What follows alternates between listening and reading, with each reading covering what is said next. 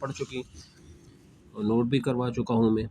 ابی بن خلف کا قتل، سب سے پہلے ایک بات بتا دوں کہ آپ علیہ الصلوۃ والسلام نے اپنی پوری زندگی میں کسی بھی شخص کو قتل نہیں کیا سوائے اس بدبخت کے کہ یہ آپ علیہ السلام کے ہاتھوں سے جو ہے نا وہ قتل وہ ہوا تھا جنگی احد میں، ٹھیک ہے، تو اس کا بھی ہم وہ پڑھ لیتے ہیں۔ ابی بن، اور یہ امیہ بن خلف کا کیا تھا؟ امیہ بن خلف کا بھائی بھی تھا۔ امیہ بن خلف جو حضرت بلال کا آقا بھی تھا، مولا بھی تھا، ٹھیک ہے نا، وہ جو جنگ بدر میں مارا بھی گیا تھا، تو یہ اس کا بھائی تھا۔ ابن اسحاق کا بیان ہے کہ جب رسول اللہ صلی اللہ علیہ وسلم گھاٹی میں تشریف لا چکے تو ابی بن خلف یہ کہتا ہوا آیا کہ محمد کہاں ہے، یا تو میں رہوں گا یا وہ رہے گا۔ آواز آ رہی ہے نا میری؟ اچھا، صحابہ نے کہا یا رسول اللہ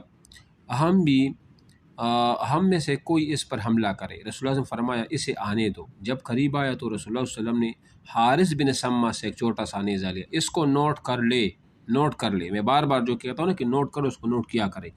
حارث بن سما کے ہاتھ میں ایک نیزہ تھا، آپ علیہ السلام نے اس سے وہ نیزہ لیا، اس کو نوٹ کر لے، اور لینے کے بعد جھٹکا دیا تو اس طرح لوگ ادھر ادھر اڑ گئے جیسے اونٹ اپنے بدن کو جھٹکا دیتا ہے تو مکھی اڑ جاتی ہے۔ اس کے بعد آپ اس کے سامنے آ پہنچے، اس کی خود اور ذرہ کے درمیان حلق کے پاس تھوڑی سی جگہ کھلی دکھائی پڑی۔ آپ نے اسی پر ٹکا کر ایسا نیزہ مارا کہ وہ گھوڑے سے کئی بار لڑک کر گیا۔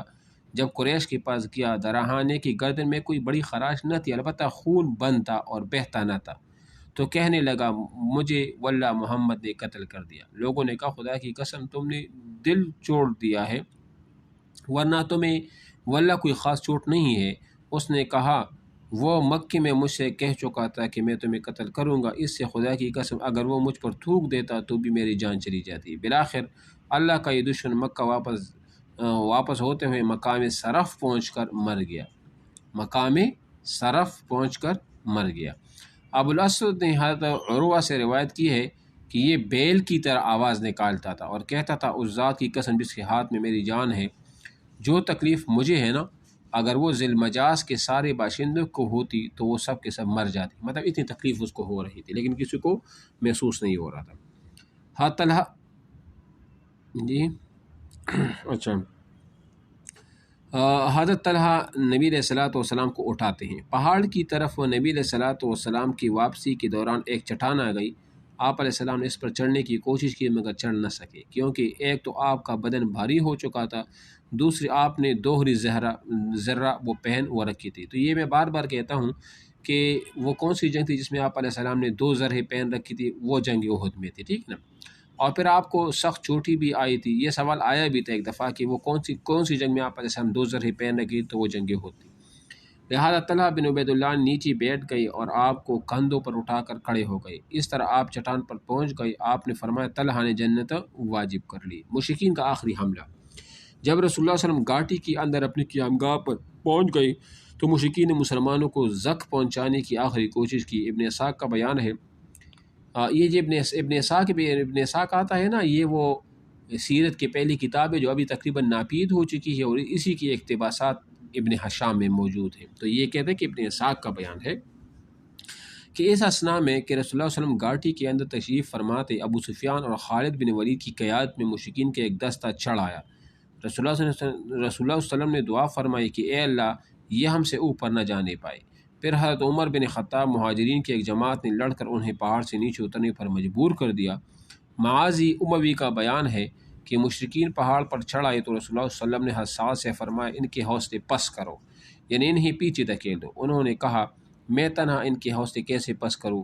اس پر آپ نے 3 بار یہی بات دہرائی۔ بالآخر حساد نے اپنی ترکش سے ایک تیر نکالا اور ایک شخص کو مارا تو وہ وہیں ڈیر ہو گیا۔ حساد کہتے ہیں کہ میں نے پھر وہی تیر دیا، اسے پہچانتا تھا، اور اسے دوسری کو مارا تو بھی اس کا بھی کام تمام ہو گیا۔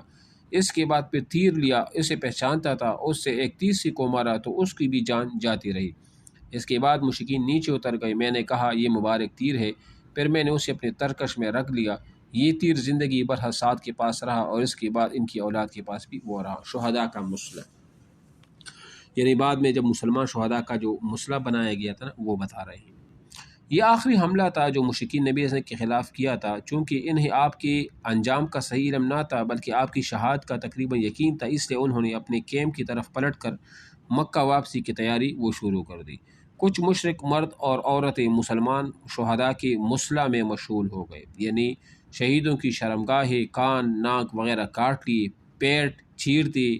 ہندہ بنت عتبہ نے حضرت حمزہ کا کلیجہ چاک کر دیا اور منہ میں ڈال کر چبایا اور نگلنا چاہا لیکن نگل نہ سکی تو تھوک دیا، اور کٹے ہوئے کانوں اور ناکوں کا پازیب اور ہار وہ بنا لی۔ اتنا ظلم کیا تھا۔ آخر تک جنگ لڑنے کے لیے مسلمانوں کی مستعدی یعنی بیداری، تیاری۔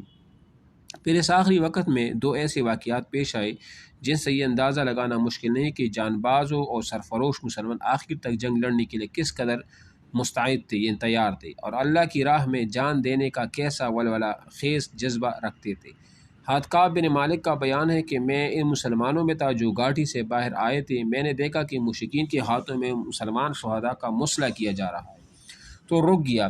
پھر آگے بڑھا کر دیکھتا ہوں کہ ایک مشرک جو باری برکم زرہ میں ملبوس تھا شہیدوں کے درمیان سے گزر رہا تھا۔ وہ کہتا جا رہا تھا کہ کٹی ہوئی بکریوں کی طرح ڈھیر ہو گئے، اور ایک مسلمان کی راہ تک رہا ہے، وہ بھی ذرہ پہنے ہوئے ہے۔ میں چند قدم اور بڑھ کر اس کی پیچھے ہو لیا، پھر کھڑے ہو کر آنکھوں میں آنکھ کی میں مسلم اور کافر کو تولنے لگا۔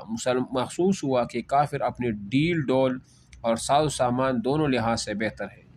اب میں دونوں کا انتظار کرنے لگا۔ بالآخر دونوں میں ٹکر ہو گئی۔ مسلمان نے کافر کو ایسی تلوار ماری کہ وہ پاؤں تک کاٹتی چلی گئی۔ مشرک دو ٹکڑے ہو کر گرا۔ پھر مسلمان نے اپنا چہرہ کھولا اور کہا، او کعب کیسی رہی؟ میں ابو دجانہ ہوں۔ اور یہ وہ صحابی ہے نا، میں پہلے بتا چکا ہوں کہ آپ علیہ السلام نے اپنی تلوار اس کو دیا تھا۔ خاتمہ جنگ میں کچھ مومن عورتیں میدان جہاد میں پہنچی۔ میں آپ کو پہلے یہ بھی بتا چکا ہوں کہ جنگ احد وہ پہلا جنگ ہے